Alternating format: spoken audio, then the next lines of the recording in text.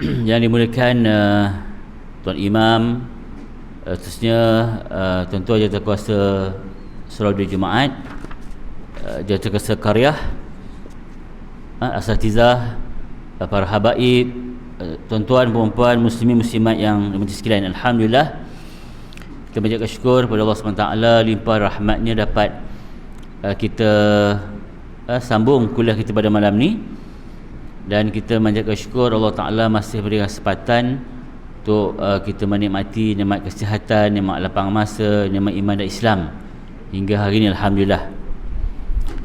Dan nikmat yang terbaru ialah rentas negeri. Itu nikmat terbaru kan? Tapi bila rentas negeri, kes pun makin naik kan? Daripada sebelum ni kita 6,000 kan, dah sekarang dah naik 8,000 dah hari ni, naik balik sebab dah boleh rentas negeri. Itu isunya. Cuma walaupun kita dah dibenarkan untuk rentas negeri rentas daerah, maknanya tuan-tuan kita kena banyak berhati-hatilah kan, jaga SOP yang telah ditetapkan, jaga kesihatan kita kan, dan yang besarnya ialah banyakkan berdoa kepada Allah Ta'ala agar kita dijauhkan daripada musibah ni, insya-Allah kan. Dan sebagaimana saya sebut pada bulan lepas, alhamdulillah kami pun dah selesai pada minggu lepas mengadakan peperiksaan tauliah secara online kan. Sepatutnya tahun 2020 kan, tahun 2020 tahun lepas, tapi sebabkan PKP tak boleh untuk fizikal, maka kita tangguh untuk tahun ni, dan tahun ni pun juga tak boleh secara fizikal, terpaksa kita buatlah bentuk online lah kan. Termasuk temuruga imam pun gitu juga kan. Cuma temuruga imam calon-calon tu berada di pejabat agama daerah, dan kita akan teruslah kan secara online daripada pejabat kepada pejabat mufti. Ada peperiksaan tauliah pula, mungkin guru-guru tu berada di rumah masing-masing kan. Cuma kita tekankan dari segi integriti lah, ialah peperiksaan tauliah berada di rumah, bukan orang nampak pun kan. Kalau nak buka buku pun bukan orang nampak pun, tapi kita ingatkan Allah kan, Allah Maha nampak kan. Supaya apa? Supaya kita menjadi insan yang beramanah kan, dalam segala bentuk lah kan, bukan saja dalam mendapatkan sijil, tapi dalam segala perkara kan, kita bersifat amanah kepada Allah Subhanahu Wa Ta'ala, insya-Allah. Tuan-tuan dan puan-puan sekalian, insya-Allah malam ni kita nak sambung bacaan hadis, bacaan tafsir kita, masih lagi merujuk kepada tafsir Ibn Katsir. Okey. Dan malam ni insya-Allah kita akan tengok ayat yang ke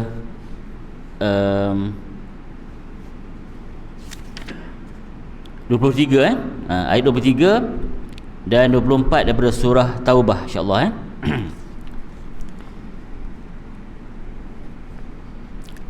A'udzubillahi minasyaitonirrajim. يا أيها الذين آمنوا لا تتخذوا آباءكم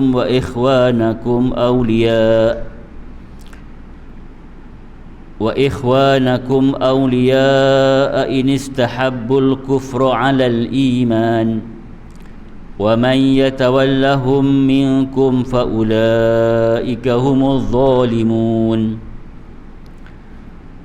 قل إن كان آباؤكم وأبناؤكم وإخوانكم وأزواجكم وعشيرتكم وأموال اقترفتموها وتجارة تخشون كسادها ومساكن ترضونها أحب إليكم من الله ورسوله وجهاد في سبيله فتربصوا حتى يأتي الله بأمره والله لا يهدي القوم الفاسقين. Sadaqallahul azim. Ini benarlah kata Allah yang Maha Agung. Baik, kita akan perhatikan daripada dua ayat ni, daripada surah Taubah ni.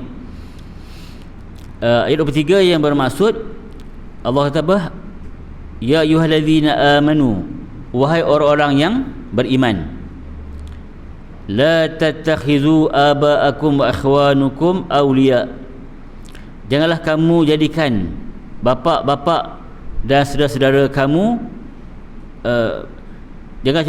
janganlah kamu jadikan bapa-bapa dan saudara-saudaramu pemimpin-pemimpinmu jika mereka lebih mengutamakan kekafiran daripada keimanan. Dan siapa di antara kamu yang menjadikan mereka pemimpin-pemimpinmu, maka mereka itulah orang-orang yang zalim. Kan? Ayat 24, Qul in kana aba'ukum, katakanlah jika bapa-bapa, anak-anak, saudara-saudara, isteri-isteri, kaum keluarga, harta kekayaan yang kamu usahakan, perniagaan yang kamu khawatirkan kerugiannya, dan rumah-rumah tempat tinggal yang kamu sukai adalah lebih kamu cintai daripada Allah dan Rasulnya, dan dari berjihad di jalannya, jalan Allah, maka tunggulah sampai Allah akan mendatangkan keputusannya, dan Allah tidak memberi petunjuk kepada orang-orang yang fasik. Okey, so dua ayat yang kita akan bicarakan pada malam ni insya-Allah. Baik, saya masih merujuk kepada tafsir Ibnu Katsir kan? Dan tafsir Ibnu Katsir ni kalau dalam saya pernah sebut sebelum ni, dia lebih kepada dia panggil tafsir bil maksur. Ya, tafsir bil maksur. Maknanya Ibnu Katsir dia menafsirkan ayat-ayat daripada dalam ayat daripada surah Al-Quran ni merujuk kepada sama ada merujuk kepada ayat Quran yang lain ataupun merujuk kepada hadis Nabi sallallahu alaihi wasallam, dan juga merujuk juga kepada qaul sahabah kan, qaul sahabi kata-kata para sahabat. Itu dia panggil apa? Tafsir bil maksur. Ada juga kita lihat tafsir bil ra'yi. Contohnya macam tafsir fi zilal al-Quran karangan Said Kutub, dan juga tafsir Hamka, tafsir Al-Azhar kan, dia dipanggil apa? Tafsir bil ra'yi. Maknanya mereka menggunakan pandangan mereka kan, pandangan mereka, tapi pandangan mereka tidak lari daripada apa?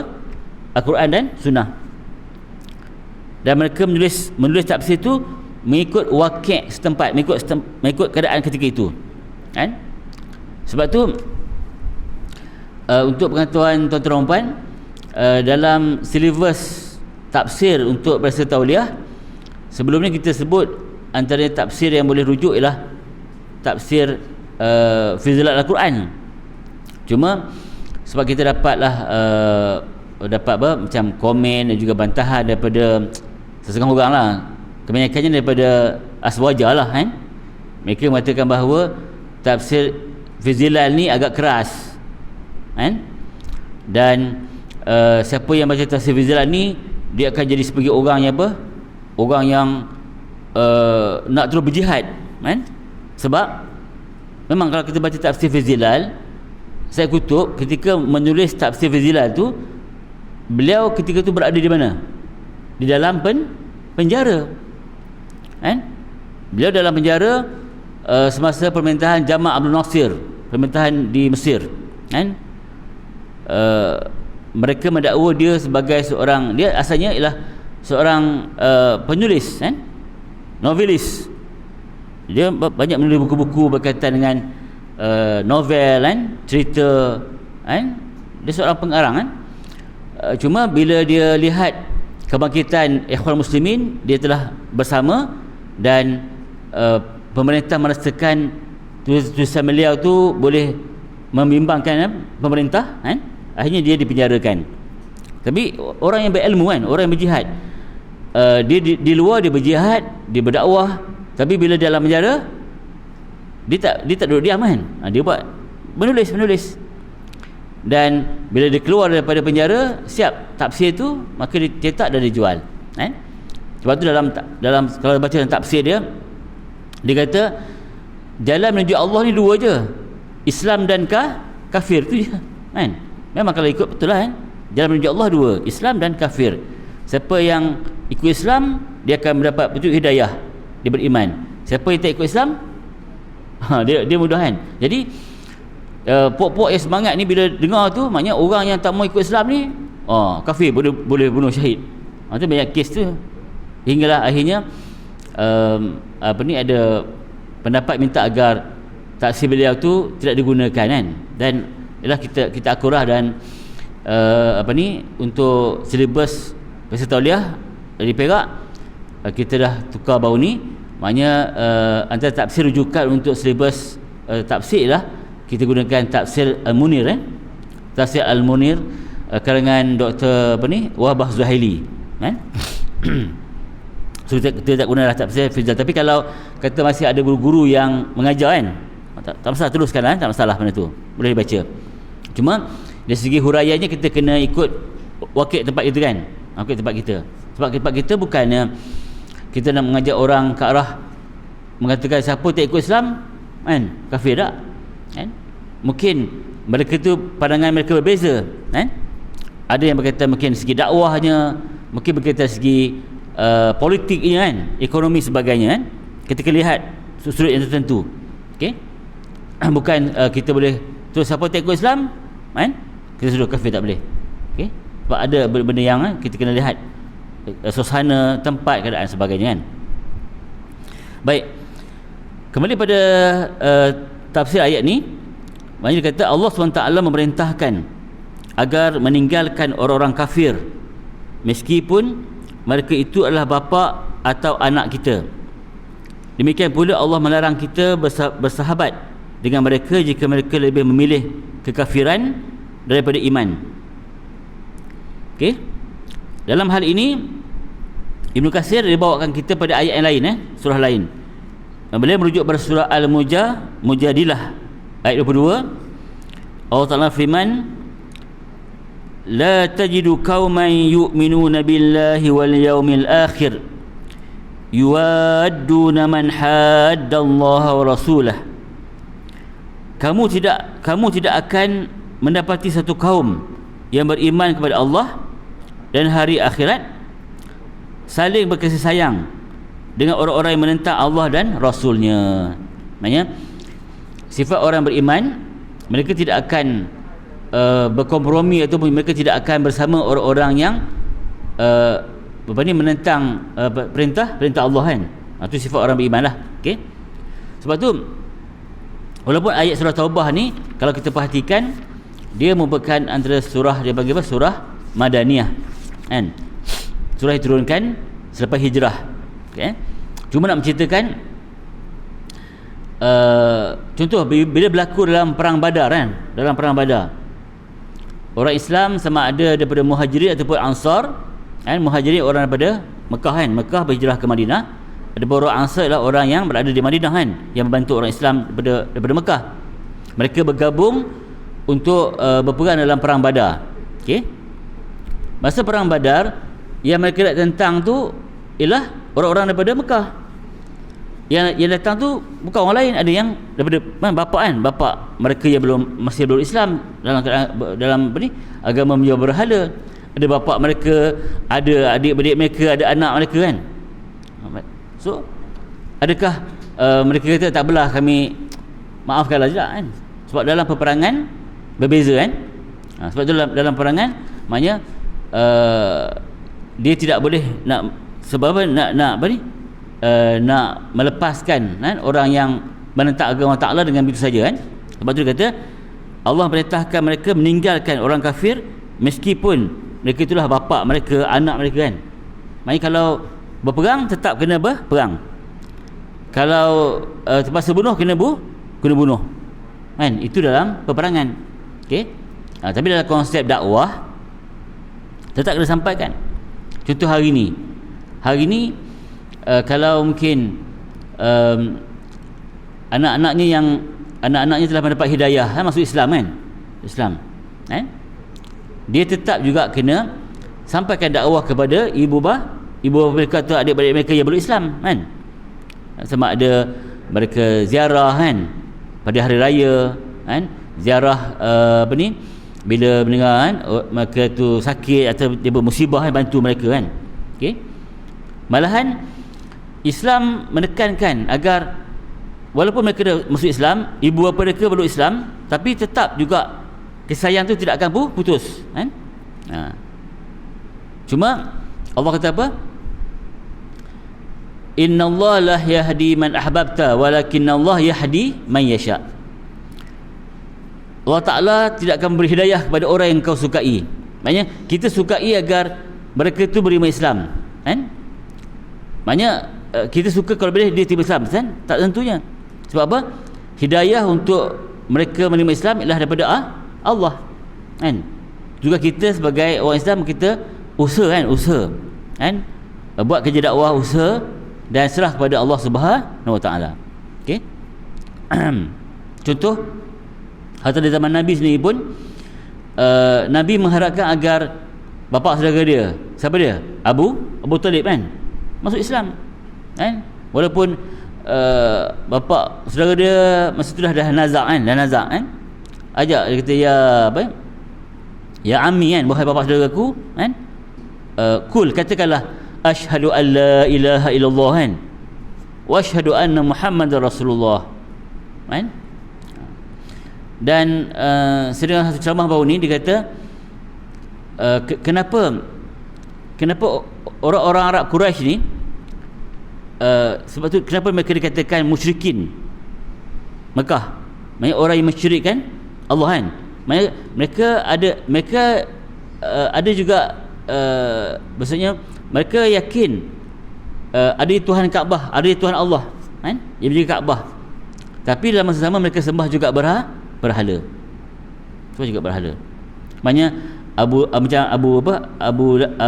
Lahab, Abu Jahal, termasuk Abu Talib, bapa saudara dia, dalam sirah Nabi ketika kecil pun kan, masa dia bawa Rasulullah SAW pergi ke berniaga ke Syam kan, bila seorang padri yang namanya apa, Bukhairah ataupun Bukhara kan, melihat bila Muhammad berjalan, awan melindungi dia, dan daripada ciri-ciri daripada budak itu, dia tahu inilah Nabi akhir zaman. Dan diceritakan kepada Abu Talib dengar kisah tu kan, dan dia minta Abu Talib agar segera bawa balik Muhammad daripada Abu Misham ni. Sebab apa? Kalau orang Yahudi tahu dia ni bakal Nabi akhir zaman, pasti akan dibunuh. Dia dah ada ilmu, dia dah tahu dah. Tapi hidayah kan, kamu nak mereka itu menerima hidayah kan, kamu nak mereka mendapat kebaikan, tapi innallaha yahdi man yasha. Maknanya hidayah tu kepada Allah Ta'ala akan beri pada siapa yang dia kehendaki, bukan kita kehendaki kan, Allah kehendaki. Kita cuma sekadar berusaha dan buat kerja kan, sampaikan dakwah, itu tugas kita kan. Yang lain serah pada Allah Subhanahu Wa Ta'ala.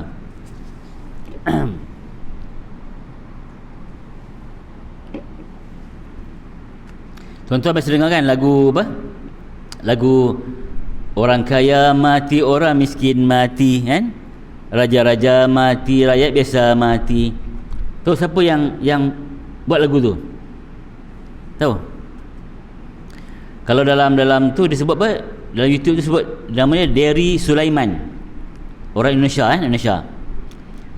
Dia cerita sejarahnya, dia sekarang dah jadi dia ikut apa? Dia jadi pendakwah dalam jemaah tabligh. Dia ni orang Indonesia, dia ni asalnya Padang, Sumatera. Ayah dia imam, tok wan dia kan, semuanya tuan guru lah kan. Tapi sebabkan dia ni minat kepada black metal kan, maksudnya mereka yang perjuangkan apa, lagu-lagu rock kan, bukan lagu rock apa, lagu black metal tu lah, yang muzik dia tu muzik apa terus kan, muzik je, betul lagu tak ada, lagu bunyi itu je kan, kan black metal dan trash.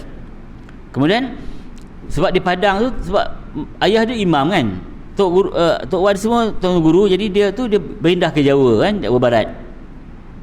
Lepas tu perjuangkan kan, trash. Akhirnya dia macam dah tak berminat, akhirnya dia buka galeri melukis kan, tu dia jual lah lukisan dia. Okey. malahan dia kata di Bali, kalau di Bali ni macam-macam orang kan, ada apa, kalau di pantai tu kawasan yang bogel semua kan, so dia memang tugas dia melukis lah, so dia lukis lah. Kalau orang tu nak lukis gambar bogel, dia lukis lah kan. Dan dia kata ketika tu memang tak ada nafsu pun, sebab apa, tugas dia melukis kan, tu je. Dan cuma satu hari dia kata, dan dia dari segi agama memang, dari segi maksudnya dia apa, sembahyang dia tak jaga, bulan Ramadan dia tak puasa kan, itulah sebab dia dah terjebak ketika tu. Satu hari dia kata datang seorang Yahudi berbangsa Amerika, datang ke Bali, jumpa dia dan minta dia apa, bantuan dairy ni untuk dapatkan koleksi gambar-gambar ke ataupun craft tangan kan di Bali ni, untuk dia nak bawa kan, dia nak beli, nak bawa balik ke Amerika lah, nak jual sana kan. Malahan dia sediakan hampir 40 kontainer untuk dapatkan barang tu. Memang dia kata zaman tu memang dia banyak duit lah kan, sebab apa, dia banyak dapat. Cuma satu hari Yahudi tu panggil dia datang ke hotel, tanya dia, Derry, engkau Muslim kan? Ya, tapi aku tak pernah tengok kau sembahyang kan? Aku tak pernah tengok kau puasa Ramadan, kau tak puasa. Aku orang Yahudi, aku duduk di Palestin. Aku tengok kawan-kawan Palestin aku, mereka sembahyang 5 waktu kan, Ramadan mereka berpuasa. Tapi engkau Muslim, aku tak tengok pun. Dia kata apa? Brothers, dia kata agama ni hak individu kan, kau jangan tanya. Tapi sejak daripada Yahudi tu tegur dia, terdetik pada dia kan. Dan akhirnya dia berubah, dia ikut sahabat tabligh. Cuma biasalah bila dia ikut jemaah, dia tak berniaga, maknanya dia punya harta dia makin kurang kan. Hingga satu hari dia kata nak beli minyak untuk bubuhlah motor pun tak ada duit. Maka ada seorang Arab di Bali tu, banyak orang Arab kan duduk sana. Arab tu kata, Derry, kenapa? Dia kata, biasalah kan, Allah uji aku dengan ni. Arab tu bagi dia duit. Arab tu kata apa? Orang kaya mati, orang miskin pun mati kan. So daripada apa, ucapan tu dia balik rumah, sampai tu dia ingat kan kata-kata tu, dan akhirnya dia buat lagu lah kan, dia buat lirik. Dan sekarang ni dia juga sebagai seorang pendakwah dan juga seorang penyampaian dakwah dengan muzik kan, dengan lagu. Okey, itu pengalaman kan. So kita boleh ambil tu kan, contoh kan, maknanya hidayah ni Allah Taala beri kepada siapa yang dia kehendaki kan. Cuma kita kena usaha lah kan, kita kena buat. Okey, kemudian Allah kata lagi, namanya Allah Taala memerintahkan Rasulnya SAW untuk memberikan peringatan kepada orang yang lebih mengutamakan keluarga dan kerabat daripada Allah, ya, daripada berjihad. Maksudnya Allah ingatkan agar bila kamu berhadapan dengan perkara ni, maknanya kamu pilihlah Allah dan Rasul kan. Walaupun dia keluarga kamu, tapi selagi dia masih lagi tidak beriman kepada Allah Ta'ala, maknanya kita tak kan, maksudnya tidak boleh bersama mereka kan. Bersama dari segi, cuma dalam ayat ni nak cerita tentang zaman tu, zaman ketika peperangan kan, kamu tidak ada boleh memberikan keselamatan kepada mereka jika mereka memerangi orang Islam.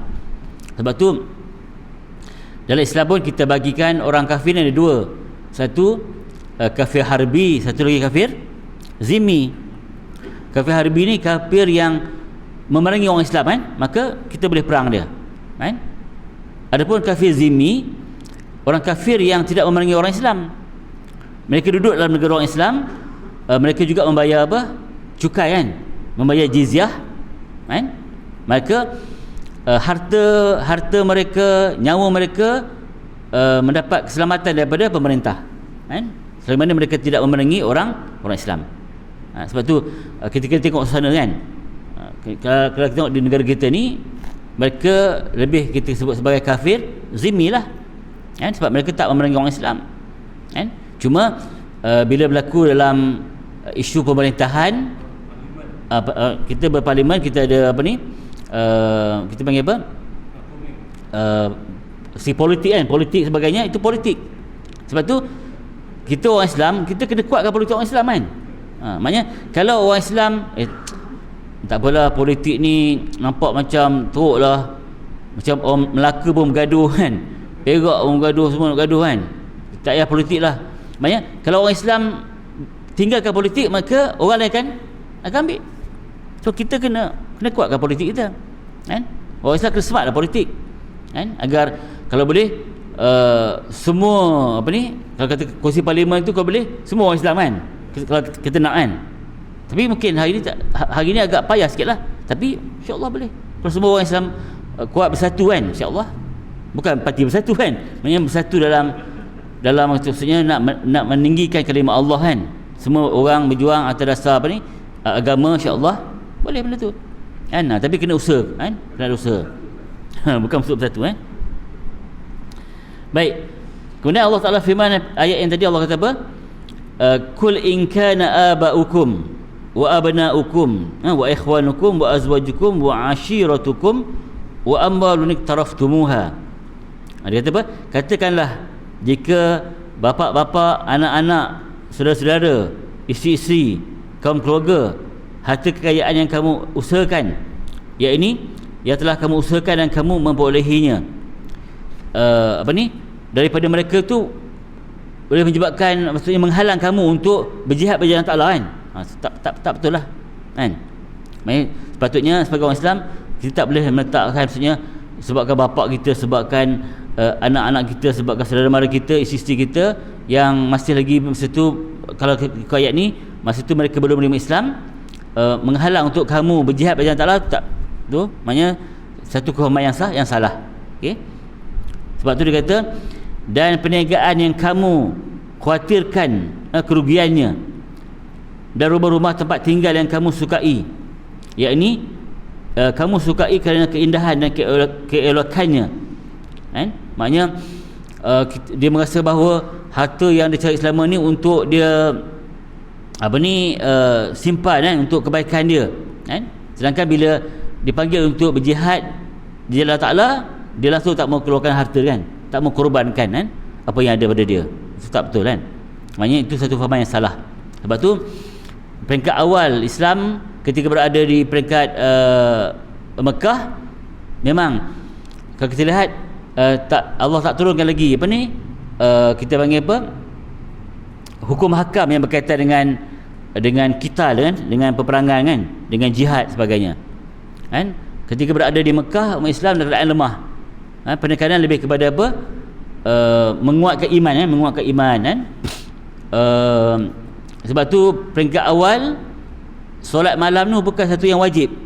Okey, sebab solat di siang hari tak dapat dibuat secara sempurna kan. Terpaksa menyorok, terpaksa dibuat dalam rumah Arkam bi Abi Arkam kan, maksudnya menyoroklah kan. Tapi di waktu malam yang sunyi kan, 1/3 malam, maknanya Rasulullah perintahkan orang Islam ketika itu untuk bangun malam, untuk solat tahajud, untuk menguatkan iman tu. Sebab tu kita lihat peringkat awal umat Islam, walaupun mereka sedikit, tapi iman mereka cukup kan, kental kan, hebat. Okey, Bilal bin Rabah kan, kalau kita baca sirah dia kan, sejarah dia diseksa kan oleh tuan dia kan, dipukul, disebat, letakkan batu yang besar atas dada dia kan, tapi tetap dia tak mau keluar daripada agama Islam kan. Dan kalimah yang mampu dikeluarkan daripada mulut dia apa? Ahad kan, Allah tu Esa kan, Allah tu Esa. Sebab orang Quraisy masih lagi menyembah berhala kan, yang banyak tu kan, dengan Lata, dengan Uzanya kan, dengan patung-patung yang lain di keliling Kaabah tu kan. Tapi dia kata apa? Allah tu Ahad, Allah tu Esa kan. Allah tidak ada Tuhan selain Allah Ta'ala. Okey, begitu juga Ammar bin Yasir kan, dan maknya Sumayyah. Cuma Ammar masa tu kecil kan, dia masih lagi dalam keadaan takut kan.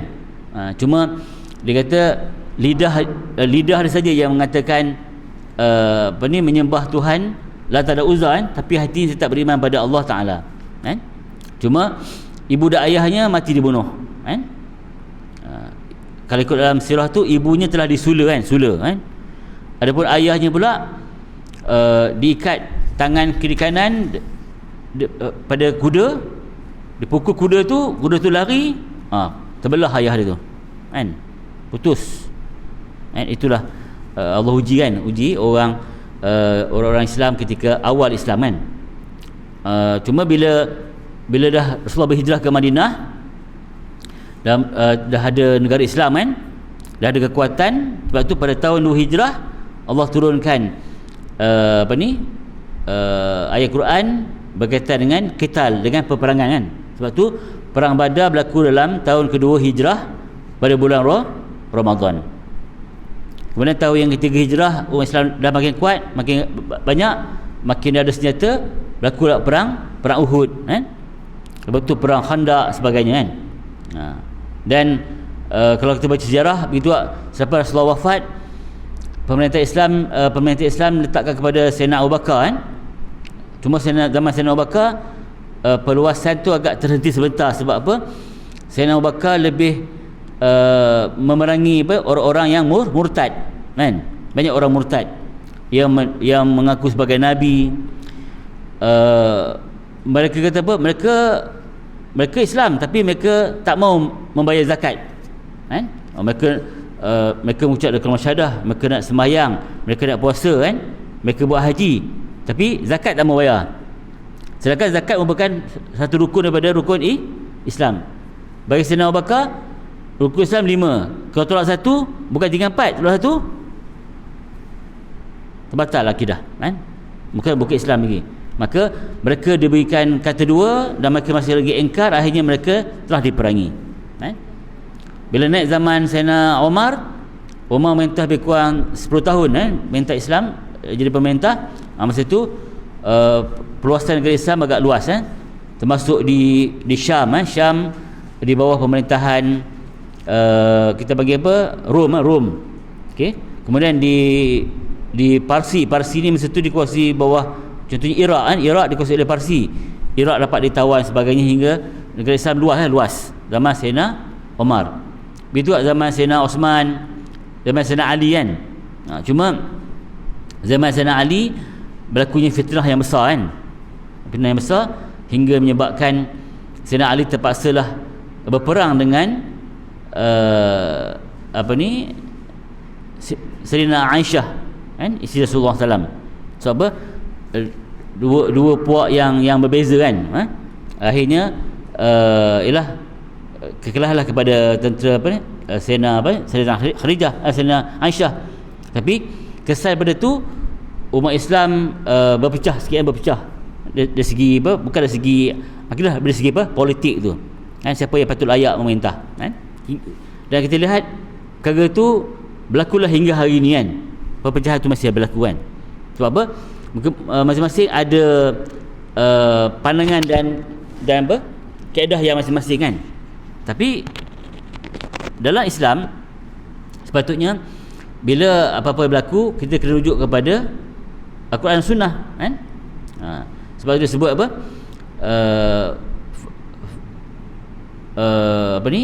ati'ullah wa ati'ur rasul wa ulil amri minkum fa in tanaza'tum fi syai'in farudduhu ila Allah, kan. Taatlah kamu kepada Allah, taatlah kamu kepada Rasul dan kepada pemimpin di kalangan kamu. Dan jika kamu berlaku perselisihan dalam satu masalah, kan, faruddu ila Allah, kembali kepada Allah dan Rasul, maksudnya kembali kepada Al-Quran dan As-Sunnah, kan. Dan duduk berbincang dalam keadaan syura, kan, bincang tu lebih baik kepada umat Islam, insya-Allah. Sebab tu dia kata maknanya daripada kaum kerabat, daripada bapa mereka, anak-anak, kaum kerabat, isteri, kan, daripada harta perniagaan yang mereka usahakan, kan, daripada rumah yang mereka bina, lebih Allah Ta'ala lebih kamu cintai daripada Allah dan Rasulnya dan jihad jalannya, maka Allah kata apa?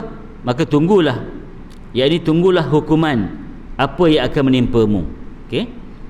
Oleh kerana itu Allah selanjutnya Allah Ta'ala firman, hingga Allah mendatangkan keputusannya dan Allah tidak memberi petunjuk kepada orang-orang yang fasik. Orang yang fasik maksudnya apa, tuan? Fasik ni ialah orang yang melakukan dia maksudnya mengekalkan dosa lah. kan? Dia mengekalkan dosa, akhirnya daripada dosa kecil itu menjadi dosa besar, kan? Dan di zaman mereka bukan tidak ada orang yang nak tegur, ada kan, tapi mereka masih mengekalkan juga kan dosa tu. Okey, mengekalkan dosa tu. Contoh, bukan saja berlaku di zaman Nabi Muhammad, ataupun bukan saja berlaku selepas Rasulullah, selepas zaman Nabi Muhammad, kan, zaman Khalifah Islam sebagainya, tapi sebelum tu juga. Contoh kalau kita lihat di zaman Nabi Lut kan, zaman Nabi Ibrahim, sebab Nabi Lut tu merupakan anak saudara kepada Nabi Ibrahim. Maknanya Allah perintahkan Nabi Lut untuk berdakwah kepada kaum Sadum, kan? Kaum Sadum ni, mereka ni dalam negara Jordan kan, dekat dengan Laut Mati tu. Dakwah untuk apa? Untuk agar mereka kembali kepada hukum Allah yang asal. Apa dia? Mereka hendaklah berkahwin dengan perempuan, bukan berkahwin dengan lelaki. Perempuan ada tapi mereka tak minat, mereka suka lelaki. Sebab tu bila dua orang malaikat datang kepada Nabi Ibrahim, dan Nabi Ibrahim bawa pula jumpa dengan Nabi Lut, orang-orang di Sadum tu bila nampak malaikat yang comel kan, malaikat pun mereka nak apa? Nak test juga, nak hingga terpaksa Nabi Lut kan, Nabi Ibrahim maksudnya mengawal kan, atau Nabi Lut Nabi Ibrahim menawarkan kepada puak Sadum tu, okey, aku ada anak perempuan kan, aku ada 2 anak perempuan, ambil kahwin kan, tak payah nak memahar apa, pakai mahar yang mesti tinggi kan, tak mau, mereka nak juga kan. Dan akhirnya bila mereka masih lagi ingkar kan, maka Allah telah perintahkan agar Nabi Ibrahim kan bawa keluarga dia, Nabi Lut bawa keluarga dia keluar daripada bumi Sadum tu, dan Allah datangkan ujian yang besar kepada kaum Sadum. Maksudnya Allah angkatkan bumi Sadum tu dan terbalik kan, dan bumi tu maksudnya tenggelam dalam Laut Mati tu kan. Sebab tu ada orang kata kalau siapa pergi Jordan bolehlah pergi mandikan Laut Mati tu kan, sebab Laut Mati tu laut yang paling masin di dunia ni kan. Ada memang sebab Laut Mati tu dia merupakan sempadan antara Israel pun dapat sebahagian, Israel dapat, Jordan dapat, dan juga Palestin juga dapat sikit. Tapi Israel lagi besar dia punya kuasaan dia tu. Dan memang di Israel dia buatlah pusat pelancongan kan. Maknanya di tepi Laut Mati tu banyak garam-garam kan, banyak lumpur-lumpur yang mereka mendakwa lumpur-lumpur tu boleh menyembuhkan penyakit lah kan. Sapu pergi kat tepi laut, pergi tepi tasik tu, mereka ambil lumpur tu, sapu seluruh badan, nak dah jadi macam apa, orang minyak je kan, hitam, jemur, lepas tu mandi kan. Cuma setengah ulama kata seperti orang Islam tak perlu pergilah. Sebab apa? Laut Mati tu merupakan tempat Allah uji kepada orang yang Allah murka kan, maka tak sepatutnya kita pergilah. Cuma kalau kita nak lihat kan, cuma kita lihat sebab inilah tempat yang telah uji kan orang yang ingkar perintah Allah tu, tak masalah, boleh tengok kan. Okey, sebab tu dia kata kalau mereka tidak mau ikut perintah Allah, Allah kata apa? Hingga Allah akan datangkan keputusannya, dan Allah akan memberikan petunjuk kepada orang-orang yang fasik, maksudnya orang yang masih lagi mengekalkan dosa kan, kepada Allah Ta'ala. Baik, Ibn Katsir dalam ayat ini juga bawakan kepada kita beberapa hadis ya. Hadis yang pertama, dia kata apa, Rasulullah SAW bersabda, cuma dia hadis daripada Imam Bukhari cuma dia punya perawi dia tak sebut, dia punya apa, nama sahabat tak sebut. Dia kata, wallazi nafsi biyadihi la yu'minu ahadukum hatta akuna habba ilaihi min waladihi wa walidihi wan nasi ajma'in.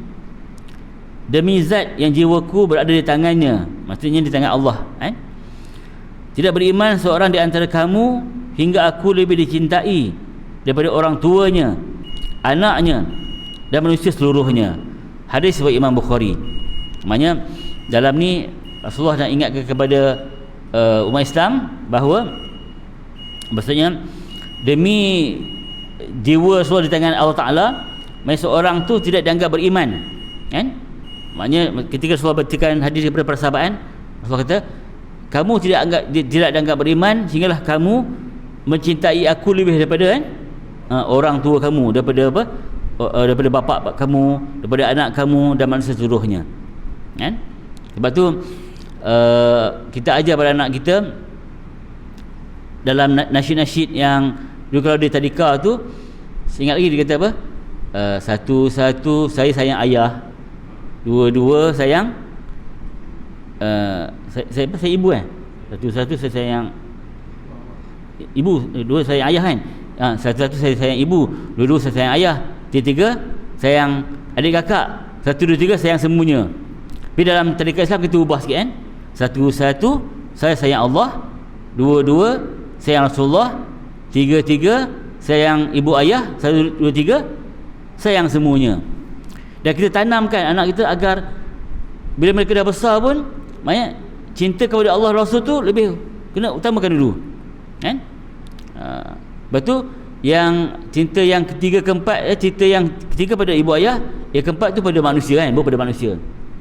Isunya hari ni kadang bila dia bercinta kan, dia cintakan orang je kan, bila dia fresh cinta dah, itu yang bila tak dapat kahwin, maksudnya apa, bila pindangan ditolak, dukun bertindak kan.